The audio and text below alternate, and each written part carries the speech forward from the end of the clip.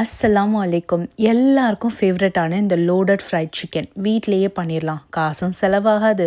வெளியே அடிக்கடி சாப்பிட்றோம் அப்படிங்கிற அந்த கில்ட் ஃபீலும் இருக்காது. எப்படி பண்ணுறது பார்க்கலாமா? அதுக்கு ஃபர்ஸ்ட்டு நம்ம ஃப்ரை பண்ணுற ஐட்டம்ஸ்லாம் ஃப்ரை பண்ணிடணும். நான் இன்றைக்கி ஃப்ரோசன் ஃப்ரெஞ்ச் ஃப்ரைஸ் எடுத்திருக்கேன். நீங்கள் இந்த ஃப்ரெஞ்ச் ஃப்ரைஸ் கூட வீட்டிலேயே ப்ரிப்பேர் பண்ணுறதா இருந்தால் பண்ணிக்கலாம். ஃப்ரைட் சிக்கனோட ரெசிபி ஏற்கனவே நான் அப்லோட் பண்ணியிருக்கிறேன். இன்றைக்கி ஸ்டோரியில் கொடுக்குறேன், செக் பண்ணி பாருங்கள். இப்போ சாஸ் பண்ணுறதுக்கு ஒரு பேனில் பட்டர், ஒரு டேபிள் ஸ்பூன் அளவு மைதா சேர்த்துட்டு நல்லா மிக்ஸ் பண்ணிக்கோங்க. நீங்கள் கோதுமை மாவு ஆட் பண்ணுறதா இருந்தாலும் ஆட் பண்ணிக்கலாம். ஒரு கப் பால் கட்டிப்படாமல் நல்லா மிக்ஸ் பண்ணிக்கோங்க. இன்றைக்கி நான் பெரி பெரி மசாலா யூஸ் பண்ணியிருக்கேன். பெரி பெரி மசாலா உங்ககிட்ட இல்லை அப்படின்னா பிரச்சனையே கிடையாது. சால்ட்டு, மிளகாய்த்தூளும் கொஞ்சமாக சில்லி ஃப்ளேக்ஸும் ஆட் பண்ணிக்கோங்க. நல்ல கலர் கொடுக்கும்.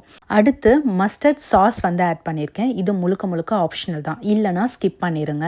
சீஸ் நம்ம இஷ்டம் தான். என்ன பிராண்ட் சீஸ் வேணால் நீங்கள் யூஸ் பண்ணிக்கலாம். மொசரெல்லாவாக இருக்கட்டும், இல்லை செடாராக இருக்கட்டும், எது வேணால் யூஸ் பண்ணிக்கலாம். நான் 2 அமுல் சீஸ் ஸ்லைஸ் யூஸ் பண்ணியிருக்கிறேன். அதுக்கப்புறம் கொஞ்சமாக ஃப்ரெஷ் க்ரீம், சால்ட்டு சேர்த்து மிக்ஸ் பண்ணிட்டோம் அப்படின்னா சாஸ் ரெடி ஆகிடும். இப்போது ஃப்ரைட் சிக்கனும் ரெடி ஆகிடுச்சு. ஃப்ரை பண்ண ஃப்ரெஞ்ச் ஃப்ரைஸும் ரெடி ஆகிடுச்சு. இப்போது அசம்பிள் பண்ணிடலாம். இந்த மாதிரி ஒரு சர்விங் பவுலில் ஃபஸ்ட்டு நான் ஃப்ரெஞ்ச் ஃப்ரைஸ் போட்டுக்கிறேன். அதுக்கப்புறம் கொஞ்சமாக நம்ம ப்ரிப்பேர் பண்ண சாஸ் போட்டுக்கலாம். இதுக்கிடையில் நீங்கள் சில்லி சாஸ் இல்லைனா கெச்சப் இந்த மாதிரி யூஸ் பண்ணிக்கலாம். உங்கள் கிட்ஸுக்கு என்ன பிடிக்குமோ அந்த மாதிரி யூஸ் பண்ணிக்கோங்க. அடுத்து ஃப்ரை பண்ணி வச்சுருக்க சிக்கன் திருப்பியும் மேலே நம்ம ப்ரிப்பேர் பண்ண சாஸ் போட்டுட்டு கொஞ்சமாக தில் லீவ்ஸ் போட்டு நம்ம சர்வ் பண்ண போகிறோம்.